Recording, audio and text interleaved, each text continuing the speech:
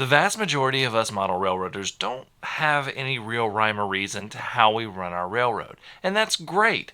Having fun is the most important thing. But I know there are people out there like me who want to run their model railroad at least a bit like the real thing. Today I'm going to give you some tips on getting started in model railroad switching operations. This video is brought to you with support from my patrons on Patreon. These videos would not be possible without them, and if you'd like to join the Patreon community, you can follow the link in the description below and join for as little as $1 a month. I'm going to break today's video down into two main parts: layout design for switching and switching operations themselves. But before we begin, we need to look really quick at a simplified version of how railroads work. Real-world freight railroads have three main parts to their operations: the long-distance transport of goods, the sorting of the cars containing or sent to pick up those goods, and the delivery and pickup of cars with goods to and from industrial clients.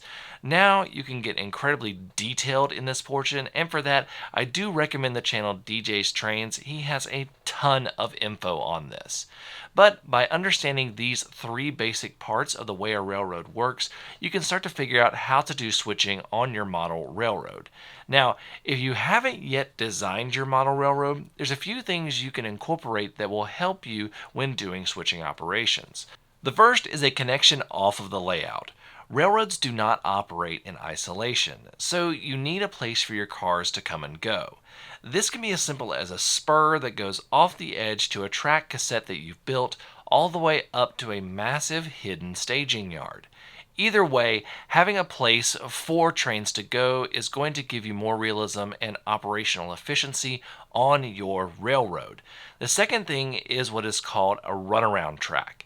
These are places where the track splits off briefly into a double track section before coming back together. These can vary in length, but they are installed to allow trains to pass each other and for local switchers to position their locomotives properly for delivering cars. A runaround track is something that makes switching a lot easier.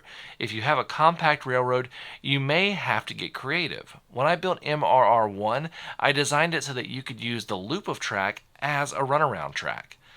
The third thing is turnout orientation. This is going to vary depending on how complex you want your switching moves to be. If you want them to be simple ins and outs, then orienting your sidings and turnouts to where they're all the same direction in a certain area is going to be your best bet. If you want your switching to be more complex, then orienting your sidings in different directions is the way to go. Keep in mind that most prototypical railroads will use the least amount of track necessary to safely accomplish a goal when laying track. The way a turnout is oriented is called facing or trailing. The designation is relative to the orientation of the locomotive. A facing turnout is viewed as diverging or splitting in front of the locomotive. A trailing turnout is two tracks converging in front of the locomotive. So a complex switching track arrangement will involve both facing and trailing turnouts. Alright, so what if you already have your layout built? You have some sidings, maybe a runaround, and you may even have a place for a train to head off layout. How can you start doing switching operations? Well, there's a relatively simple way that you can operate that you've seen me use: sequence operations. Sequence operations are exactly that, a sequence. You do a series of actions in order to complete an operation. To design a sequence operation, you need to start by figuring out the starting positions for all of your rolling stock and locomotives. Some of your cars will start off layout, some will start at industries on layout. After this, you can place all of your rolling stock. Next, you need to figure out how you're going to get rolling stock that is to be delivered to industries on your layout. If you have an off-layout track like staging or a cassette, you can run a train from that track onto your layout from there. If you don't have track going off layout, you can designate an area or siding that you can place cars on the layout, and maybe plan on adding an off-layout track spur later on. Okay, your train with cars to drop off has arrived on your layout. but what does it need to do from there? There's two main directions you can go, and it depends on what you have on your layout. If you're like me and you have a yard on your layout, then you can drop off cars and then a local switcher will sort and deliver the cars. If you don't have a yard on your layout, you can treat the train that arrives as a local and use it to switch out the industries.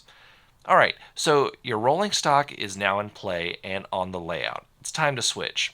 There are many ways to decide what goes where in terms of switching, and I have a couple methods that I have designed, and I'll link the videos to those at the end of this video. But one way or another, you need to figure out which car goes to which industry. Once you have this figured out, you'll need to deliver the cars, and there are a couple things that you can do to make this easier. The first is to use a switch list. Switch lists are a great way to keep you on track for what has been switched and what needs to be switched. I print mine out before my operations begin using this Google Sheet generator that I have a video on. They typically have the car along with the start point and the destination. The second thing is called blocking. Blocking is the shuffling and ordering of cars in a train so that they're in proper order for delivery. You'll need to take into account not only the order you will be dropping off, but the orientation of the turnouts at these industries, as well as how much trackage you'll have to work with them. So as you're doing your drop-offs, you'll also be simultaneously picking up cars. Once you have picked up all of these cars, you will return with the pickups. Now, if you are returning to a yard, these will be sorted and added to trains that are departing the yard.